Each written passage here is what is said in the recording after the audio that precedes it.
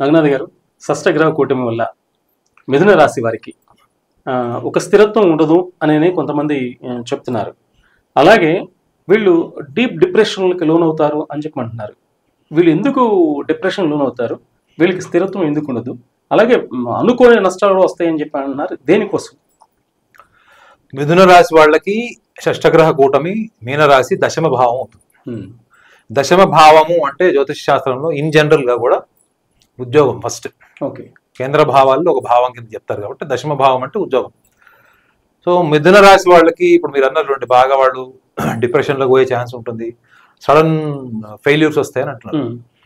అసలు మిథున రాశి వాళ్ళకి మీరు బాల్యం నుంచి కూడా చూస్తే వాళ్ళకి 25 సంవత్సరాల వరకు ఉండేటువంటి చురుకుదనము, ఫోకస్, ముఖ్యంగా అకాడమిక్స్ లో చూసుకుంటే వాళ్ళు చదువుకునే టైంలో వాళ్ళకి ఎప్పుడైనా ఒకవేళ ఫెయిల్యూర్ వచ్చింది, లేదన్నా ఏదైనా ఎగ్జామినేషన్ పాస్ అవ్వట్లేదు, డిగ్రీ అయిన తర్వాత ఎంబీఏలో సబ్జెక్ట్స్ క్లియర్ కాలేదు, బీటెక్లో క్లియర్ కాలేదు అనుకోండి, వాళ్ళు అదే ఫోకస్ తోని వాళ్ళు వర్క్ చేసి పాస్ అయితే చాలా మంచిది. లేదా ఒక్కసారి వాళ్ళు డిస్ట్రాక్ట్ అయ్యారు, ఆ ఎగ్జామ్ మనం పాస్ కాలేదంటే వాళ్ళకి ఫియర్ ఆఫ్ ఫెయిల్యూర్ స్టార్ట్ అవుతుంది. నేను ఫెయిల్ అయిపోతే నేను 10 మందికి ఆన్సర్ చెప్పాలి, అవసరమైతే అబద్ధాలు చెప్తారు, ఎంబీఏ అయిపోయిందనో బీటెక్ అయిపోయిందనో అబద్ధాలు చెప్తారు తప్ప వాళ్ళు ఆ ఫియర్ ఆఫ్ ఫెయిల్యూర్ ని మేనేజ్ చేస్తూ మనం ముందుకు వెళ్ళాలి, నెక్స్ట్ ఫర్దర్ ఇంకా కొత్త విషయాలు నేర్చుకోవాలి, ఈ నేర్చుకునే క్రమంలో కొన్ని వైఫల్యాలు వస్తాయి, ఈ వైఫల్యాన్ని మనం యాక్సెప్ట్ చేయాలి అనేటువంటి లక్షణాన్ని వాళ్ళు పెంచుకోవడానికి ఇష్టపడరు. వాళ్ళ మెయిన్ మీకు మిథున రాశి వాళ్ళకి మెయిన్ గమనించాలి ఏంటంటే దశమ భావంలో వస్తుంది. సో చాలా మంది ఏమనుకుంటారు ఉద్యోగ ప్రయత్నాలు చేసేవి దెబ్బతింటాయి, వాళ్ళకి ఉద్యోగ అవకాశాలు చేతి వరకు వచ్చిపోతాయి, ఇట్లా చెప్తున్నారు. అసలు నిజంగా మిథున రాశి వాళ్ళు ఎక్కడన్నా ఉద్యోగం చేసుకుంటే మీరు చూడండి, వాళ్ళు అసలు వాళ్ళ కింద పని చేయడానికే ఇష్టపడనటువంటి రాశి. They don't like bossism, they don't want any obligations on their head.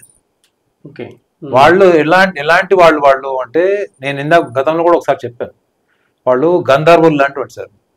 ఒక గంధర్వుని తీసుకొచ్చి మీరు భూమి మీద పెడితే వాడు ఎంత కాంటెంప్లేట్ అవుతాడు, ఎంత నలిగిపోతాడు, వాడి జీవితంలో అంతకంటే పెద్ద నరకం ఉండదు.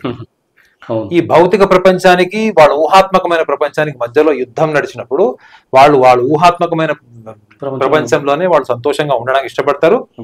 అలాంటి విషయాల్ని వాళ్ళు పరిగణలోకి తీసుకుంటారు తప్ప ఈ భౌతిక ప్రపంచాన్ని కూడా దృష్టిలో పెట్టుకొని దాన్ని కూడా తీసుకొని వ్యవహారం పరమార్థం రెండుని బ్యాలెన్స్ చేసేటువంటి సహనం చాలా తక్కువ ఉంటుంది.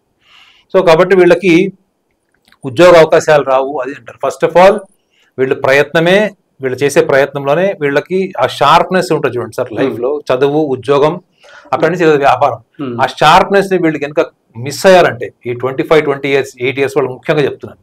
ఎప్పుడైతే మీరు కెరియర్ డిసైడ్ అవుతుందో, చదువు నుంచి కెరియరా, ఒకవేళ చదువులో మీకు ఏమైనా బ్యాక్లాగ్స్ ఉండి వదిలేసి కొత్త ఫీల్డ్లోకి వచ్చారా, ఇక్కడ మీరు చాలా చాలా సెన్సిటివ్గా మీరు ఆలోచించాలి, సెన్సిబుల్గా కూడా ఆలోచించాలి. ఎందుకంటే వీళ్ళు ఒక ఉద్యోగం సెలెక్ట్ చేసుకునేటప్పుడు తాత్కాలికంగా ఏదో స్విగ్గీ బాయ్లాను, ఏదో తాత్కాలికంగా ఏదో ప్రైవేట్ కంపెనీలో జాబ్ చేయడం, ఇట్లాంటి ఇంపల్సివ్ డెసిషన్స్ మీరు తీసుకోకూడదు. మీరు ఉన్న గొప్ప లక్షణం ఏంటంటే దేని నుంచి అయినా కానీ మీరు రేషనల్ బెనిఫిట్స్ అంటారు, అంటే ఒక సందర్భంలో నుంచి వచ్చేటువంటి లాభాల్ని మీరు తీసేటువంటి సృజనాత్మకత, తెలివితేటలు, సామర్థ్యం మీకు డిఫాల్ట్ ఉంటుంది. దీన్ని మీరు ఎప్పుడు వేరే వాళ్ళని గైడ్ చేసి వేరే వాళ్ళ సమస్యలను ఎత్తినేసుకొని పరిష్కరించడంలో మీకు ఆత్మసంతృప్తి ఉండొచ్చు, లేదా మీ ఈగో సాటిస్ఫాక్షన్ ఉండొచ్చు, నాకు చాలా మేధస్సు ఉంది, మేధావితనం ఉంది. ఈ లక్షణాల వెనక వేరే వాళ్ళకి సలహాలు ఇచ్చి మీకున్న నాలెడ్జ్ని వేరే వాళ్ళకి పరిష్కారం పనికొచ్చేది వాడుతున్నారంటే ఆ నాలెడ్జ్ మీ మీద కూడా ఇంప్లిమెంట్ చేయొచ్చు కదా. ఇప్పుడు నేను ఆస్ట్రో సైకాలజిస్ట్ గా మీకు సలహా ఇవ్వడం కాదు సార్, నా మీద నేను ఎక్స్పెరిమెంట్ చేసుకోవాలి అవునా కదా. సో వీళ్ళు ఈ ఎక్స్పెరిమెంట్ స్టేజ్కి వచ్చేటప్పటికి వేరే వాళ్ళకి సలహాలు ఇచ్చేటప్పుడు ఉన్నంత చురుకుదనము వాళ్ళ సొంతంగా ఉండకపోవచ్చు కాదు, పక్కా ఉండదు. నేనైతే 10 మందిలో 10 మందికి అని చెప్తే హట్ అవుతారు. కానీ మీరు చెప్తున్నప్పుడు ఒక ఫ్రెండ్ నాకు గుర్తొచ్చాడు, సేమ్ అవునా, వేరే వాళ్ళ కోసం పడినంత కష్టం ఆయన కోసం పడతలేదు. కారణం కూడా మీరు ఇంకొక యాడ్ చేశారు, కష్టపడడం కూడా చెప్పారు. That true. మిథున రాశి వాళ్ళకు ఉన్నటువంటి పర్సనాలిటీ ట్రైట్స్ లో లేజినెస్ ఉంటుంది. ఎందుకు అంటే వీళ్ళు విపరీతంగా ఆలోచించడం వల్ల వీళ్ళ శరీరం మనసుకు సహకరించదు, వీళ్ళు ఏదైనా చేద్దాం అనుకుంటారు. అదే మీరు టీమ్ గా ఉన్నప్పుడు చూడండి, మీరు పక్కన ఉన్నారనుకోండి ఎవరెస్ట్ కూడా ఎక్కుతారు, కానీ ఒక్కడే ఉన్నాడు అనుకోండి రోడ్డు కూడా దాటడు. ఓకే చూడండి, వాళ్ళంతటి వాళ్ళు రోడ్డు దాటరు, ఎవరైనా స్నేహితుడు వచ్చాడు పదరా ఎవరెస్ట్ ఎక్కుదామంటే ఎక్కుతారు.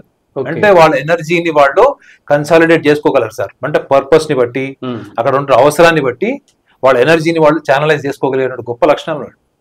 కానీ వీళ్ళు ఒకరి కింద పనిచేయడానికి ఎందుకు ఇష్టపడరు అంటే వీళ్ళు అతి సున్నితత్వం వల్ల. ముఖ్యంగా వీళ్ళు నేను చూసిన మాక్సిమం మిథున రాశి వాళ్ళు కేవలం వాళ్ళకున్న దాంట్లోనే వాళ్ళు హ్యాపీగా ఉంటారు, వాళ్ళకున్న పరిధిలోనే ఉంటారు. నేను కొంతమందిని చూశాను, వాళ్ళు టీ అమ్ముతారు రోడ్ల మీద, బిఎస్సి అయిపోయింది, డిగ్రీ డిస్కంటిన్యూ, నేను మంచి జాబ్ ఎక్కడన్నా చేపిస్తా ట్రై చేస్తా అంటే కూడా వద్దు సార్, బాగుంది హ్యాపీగా రోజుకు 400 వస్తున్నాయి చాలు.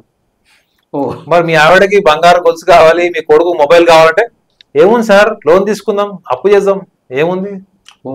అంటే తన సామర్థ్యాన్ని, తనకున్నటువంటి ఆలోచనని తన కుటుంబ సభ్యుల దగ్గరకు వచ్చేటప్పుడు ఏం చేస్తాడు, వాళ్ళు అడ్జస్ట్ కావాలని ఎక్స్పెక్ట్ చేస్తాడు. అప్పుడు తను చాలా ఫిలాసఫికల్గా ఆలోచిస్తాడు. చూడండి, తను చెస్ గేమ్ ఆడేటప్పుడు రామకృష్ణ గారు మీరు నేను ఎదురుగా కూర్చుంటాం. మిథున రాశి వాళ్ళు చెస్ గేమ్ ఆడేటప్పుడు రెండు వైపులా వాళ్ళే ఉంటారు. అక్కడ గెలుపు ఓటమి ఉండవు, గేమ్ నడుస్తూనే ఉంటది. దెర్ ఇస్ నో చెక్ అని ఉండదు. ఎందుకు అంటే వాళ్ళకి తీసుకోలేరు సార్, వాళ్ళు ఫియర్ ఆఫ్ ఫెయిల్యూర్ కానీ ఆ fear of criticism from the world తీసుకోలేరు వాళ్ళు.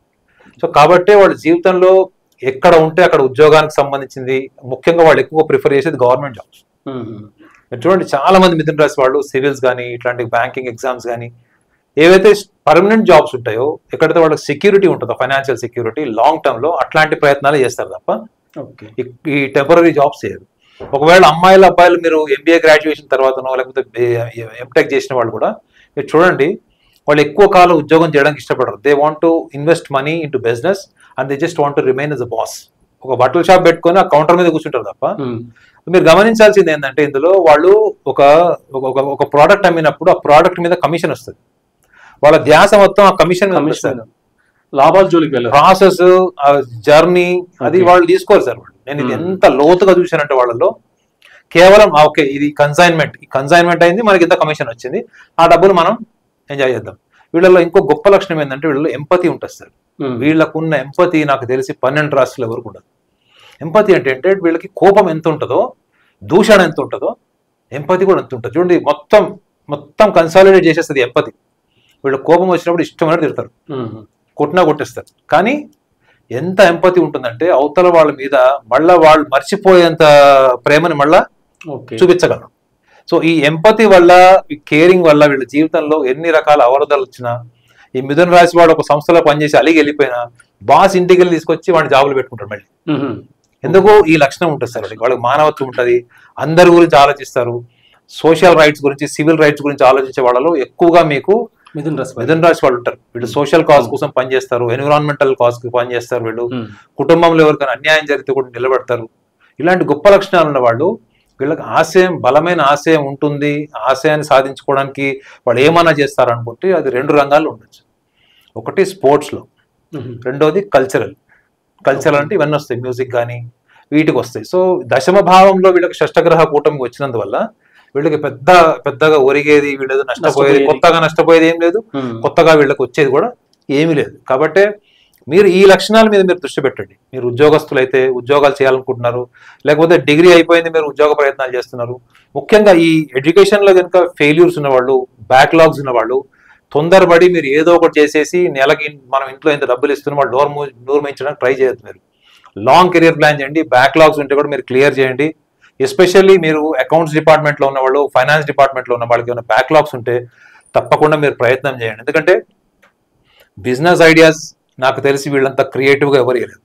ముఖ్యంగా అకౌంట్స్, వీళ్ళకి ₹1 ఇచ్చినా కానీ అందులో ఎన్ని పైసలు ఖర్చు పెట్టారు, ఎక్కడ ఎంత ఖర్చు పెట్టారని లెక్క చెప్పేది మెటిక్యులస్ క్యాలిక్యులేషన్ బ్రెయిన్ వీళ్ళకి ఉంటుంది.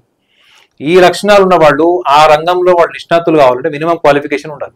ఈ క్వాలిఫికేషన్ బ్యాక్లాగ్స్ ఏమైనా ఉంటే మాత్రం మీరు తొందరపడి ఇంట్లో వాళ్ళు తిట్టారు, ఇంట్లో వాళ్ళు డబ్బులు ఇవ్వట్లేదు, ఇట్లాంటి సున్నితమైన విషయాల మీద మీరు మీ కెరియర్ని దూరం చేసుకోవద్దు. నాగనాథ్ గారు, మిథున రాశి గురించి షష్టగ్రహ కూటమిలో వాళ్ళు ఎలాంటి ప్రాబ్లమ్స్ ఎదుర్కొనే ఛాన్సెస్ ఉన్నాయి, వాటిని ఎలా ఓవర్కమ్ చక్కగా చెప్పారు. థ్యాంక్ యూ అండి.